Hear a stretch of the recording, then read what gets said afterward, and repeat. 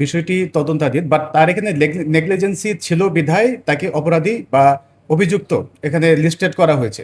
এটা যে ভিকটিম ছিল সোহেল, সোহেল সহ 12 জন মৃত্যুবরণ করেছে সেখানে। সোহেলের খালা শেফালী বেগম, উনি এই দুইটা নাম উল্লেখ করে মামলা দায়ের করেছেন।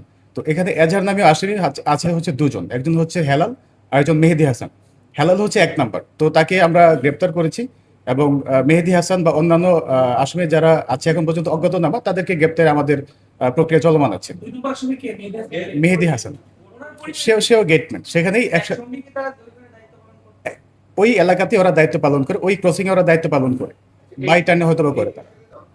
এটা প্রশাসনিক বিষয়, এই বিষয়ে আমরা কথা বলবো। আমরা আমাদের পর্যায় থেকে যতটুকু গাইড করার কথা বা সাজেশন দেওয়ার কথা আমরা আমাদের জায়গা থেকে দিব।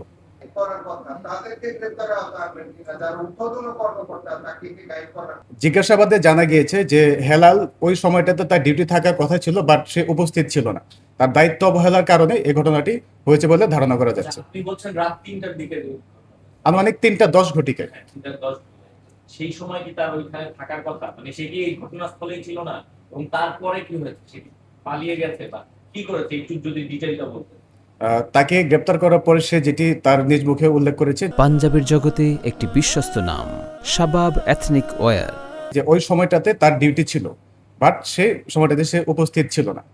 সে হয়তোবা অন্য কোনো কাজে ওখান থেকে চলে গিয়েছিল, বাট কাউকে যে সে বলে যাবে বা ওখানে ডিউটিতে দিয়ে যাবে এই বিষয়টি সে নিশ্চিত না করে ওই জায়গা থেকে লিভ করার ফলেই এই ঘটনাটি ঘটেছে বলে আমরা ধারণা করছি। শুধু তার কারো নতুন কেউ নাই যারা তাকে কমান্ড করে বা তার দায়িত্বের এই বিষয়গুলো নেয়, তাদের কেউ কোনো বিষয়টি আমরা এখনো তদন্ত করছি, আমরা কথা বলছি তার সাথে, আরো হয়তো ডিটেলস আমরা জানতে পারবো। সেটা এখন পর্যন্ত জানা যায়নি, কারণ ঊর্ধ্বতন কর্তৃপক্ষকে আজকে আমন্ত্রণ জানানো হয়েছে, তারা আমাদের অফিসে আসবেন এবং আমরা একসাথে বসে পরবর্তী আইনানুগ ব্যবস্থাগুলো গ্রহণ করবো।